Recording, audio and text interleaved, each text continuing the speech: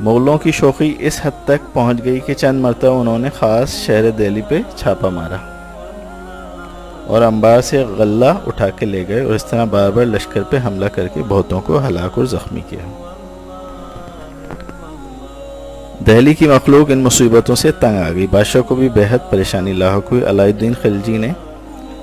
حضرت سلطان نظام الدین اولیاء رحمۃ اللہ علیہ سے مدد طلب کی اور اس مصیبت کے دور ہونے کے لیے محبوب الہی کا دامن پکڑ لیا۔ مورخین لکھتے ہیں کہ اسی رات ترغی، جو کہ منگولوں کا سربراہ تھا، اس پہ ایسا خوف طاری ہوا کہ باوجود اس کے کہ 2 مہینے سے محاصرہ کیے ہوئے تھا، بغیر کسی رکاوٹ کے رات کوچ کر کے اپنے ملک کو واپس بھاگ گیا۔ لوگوں نے اس ناگہانی آفت کے اس طرح دور ہونے کو حضرت سلطان نظام الدین اولیاء کی کرامت تصور کیا، اور بادشاہ نے اس واقعے سے یہ سبق سیکھ لیا کہ سکندر کی طرح سارے عالم میں فتح کا ڈنکا بجانا